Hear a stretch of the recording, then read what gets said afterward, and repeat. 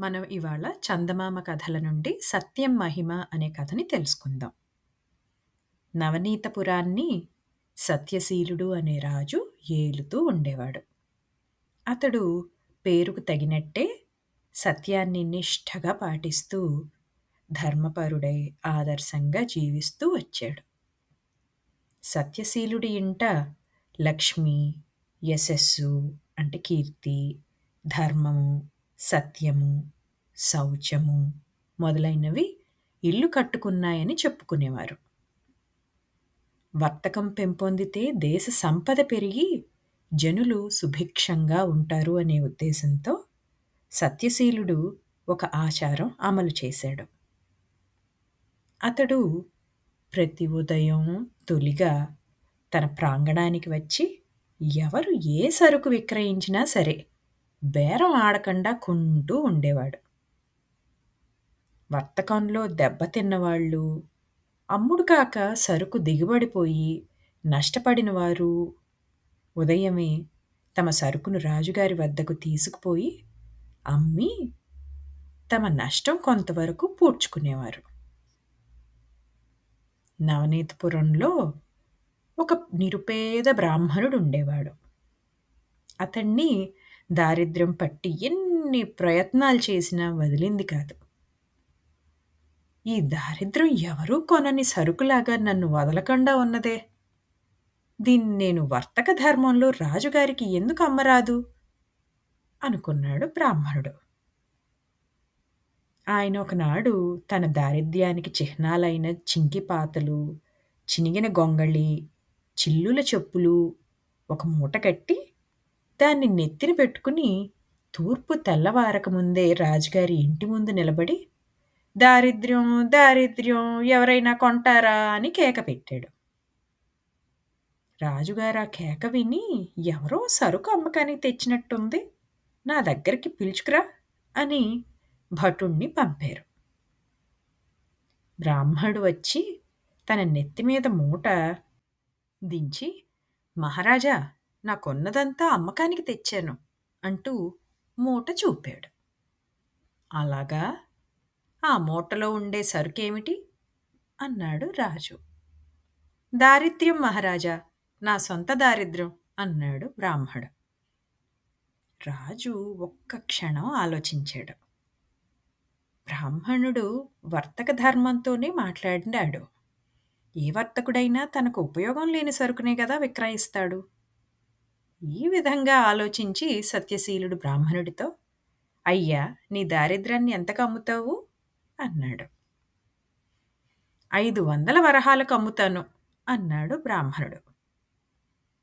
రాజు బ్రాహ్మణుడికి 500 వరహాలు ఇప్పించి అతని చింకిపాతల మూటను తన సామాన్ల కొట్లో పెట్టించాడు. ఆ రాత్రి రాజు నిద్రపోతుండగా ఒక కల వచ్చింది. ఆ కలలో ఒక దేవతా స్త్రీలాంటి మనిషి తన ఇంటి లోపల నుంచి బయటికి పోతూ అతనికేసి వచ్చింది. ఎవరమ్మా నీవు? ఎప్పుడు మా ఇంటికి వచ్చావు? ఎందుకు పోతున్నావు అని సత్యశీలుడు ఆమెను అడిగాడు. నేను లక్ష్మిని. ఇంతకాలము నీ ఇంట ఎంతో సంతోషంతో ఉన్నాను. కానీ ఇవాళ నీవు దారిద్ర్యాన్ని కొని తెచ్చి ఇంట పెట్టుకున్నావు. అందుచేత నేనిక నీ ఇంట ఉండదలచలేదు అన్నదామె. నీ ఇష్టం. నేను రమ్మంటే నీవు రాలేదు. బుద్ధిపూర్వకంగా వచ్చావు. తగిన కారణం ఉంటే వెళ్తున్నావు. నేను ఆక్షేపణ చేయలేను అన్నాడు సత్యశీలుడు. లక్ష్మి వెళ్ళిపోయిన మరుక్షణమే అతనికి మరొక స్త్రీ కనిపించింది. ఆమె కూడా బయటికి పోతుండటం చూసి అతను ఆమెను లక్ష్మిని అడిగినట్టే అడిగాడు. నేను ధర్మాన్ని. లక్ష్మి వెళ్ళినాక నేనుండి నీకేమీ ఉపయోగం లేదు. లక్ష్మి ఉండబట్టే నీవింతకాలము నన్ను నిలబెట్టుకోగలిగావు అన్నది ధర్మదేవత. అలాగే న్యాయదేవత కూడా వెళ్ళిపోతూ ధర్మం లేని చోట న్యాయం మాత్రం ఎలా ఉంటుంది అన్నది. తరువాత కీర్తిదేవత కూడా రాజు దగ్గర సెలవు తీసుకుని వెళ్ళిపోయింది. తనను అభిమానించిన దేవతలందరూ తనను విడనాడిపోయారని సత్యశీలుడు అనుకుంటుండగా మరొక దేవత కూడా బయటికి వచ్చింది. అమ్మా, నీవెవరు? ఎందుకు వెళ్ళిపోతున్నావు? అని సత్యశీలుడు అడిగాడు. నేను సత్యాన్ని. మిగిలిన వాళ్ళందరూ వెళ్ళిపోయాక నా మీద నీకు పూర్వం ఉండిన ఆదరం ఇక ముందు ఉండదేమోనని అనుమానం వేసి నేను కూడా వెళ్ళిపోతున్నాను అన్నది ఆ దేవత.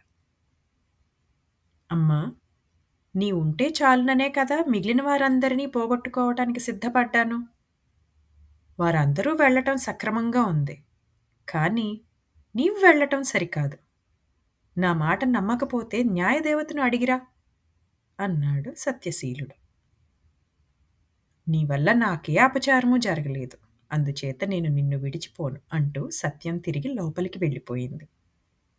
కొద్దిసేపు గడిచింది. వెళ్ళిపోయిన దేవతలంతా ఒక జట్టుగా లోపలికి వస్తూ రాజుకు కనిపించారు.